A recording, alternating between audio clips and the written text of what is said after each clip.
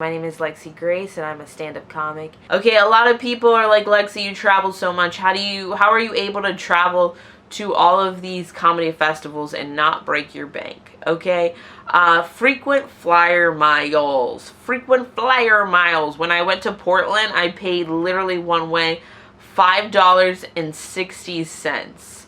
How I'm able to do that is because I do a thing called travel hacking. Travel hacking, which basically is when you turn your spend and you turn it into frequent flyer mile points. Now, the best way that you can do this is obviously is like with the travel card. But let's pretend you don't have a travel card. Let's say you have a basic credit card or a debit card, you know? You still can do this. There's some things that you can do that people don't know you can do. One, you can use, if you online shop, you can use a website called evreward.com. And what evreward.com is, you tell it where you're buying from. Like if you're buying from target.com, or if you're buying from Naturalizers, which is where I buy a bunch of my boots. Love their boots. It'll tell you, or Crate and Barrel, it'll tell you what website will yield you, like basically it'll tell you which website will yield you the most points, like as far as like online portals.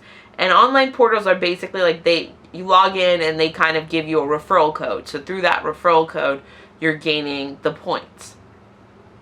And I find that super helpful because when I buy online, I do tend to spend some money. And so it's like it'll tell you like what portal to get frequent flyer miles or cash back if that is your thing. I like frequent flyer miles because I like adventure, but there's nothing wrong with money. I love money as well. I love money as well. Number 2 way that you can gain points with a normal credit card or a debit card is sign up for a dining program. This is pretty much the most easiest thing, and a lot of people don't do it.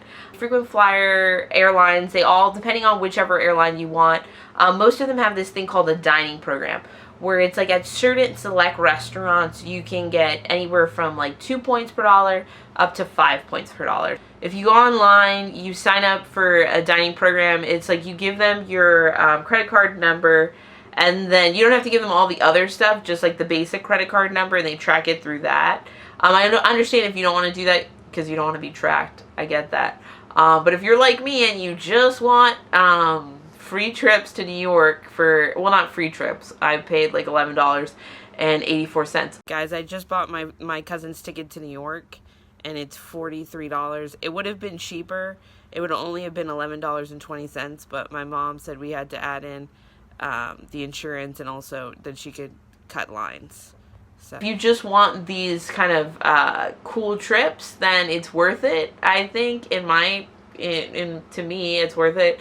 And they basically, at certain restaurants that you eat at, you'll get anywhere from 1 to 5 points per dollar, depending on the airline that you choose. I would make sure that like when you're first starting out, just do like airplane loyalty, like just stick to one airline and just be like, okay, we're gonna go with this one, because that will help you yield the most, especially if you don't have a travel credit card, because then that way it's just like all the points. And just to give you a certain basic thing is like it only takes 30,000 points to get from LAX to New York round trip, and that's not a lot of points. I mean, if like let's say you're doing like, yeah, it's not a lot of points. Like if you go to like for example, Sharky's is on the dining program now. I don't know. It changes from month to month. But like if I bought $10 worth of tacos, that would be 50 points, and then that's 50 points for one day. And then if it's just like different things you can do. Okay, the last thing you can do is you can use the United app, which is super easy. It lets you get points in real time, which is nice. It's basically an app called the Mileage Plus X app. You can't really see it, but it's called Mileage Plus X app. And basically what it does is it acts like you put your debit or your credit card in, and it generates a gift card, and that gift card acts like almost like a referral link. So you go to a place like Barnes and Nobles, you buy a book, they tell you, hey, it's going to be $28. You go into the app and you say it's going to be $28.18, and it'll generate a code for the exact amount. And you show it to them, they scan it, and then it's like you get the points from that. And you could get anywhere from 1 point per dollar. Well, I think the lowest it will actually give is like a half a point to, on the high end, 10 points per dollar. Though usually typically like the 10 points per dollar is like when it's like something that's like really big happening, like on Black Friday. I think like last year Gap and Banana Republic and them, they were giving you like 10 points per dollar if you bought it in store, which was dope. It was dope. And so if you like and they've got like Coffee Bean and Starbucks, so you definitely want to get on the app.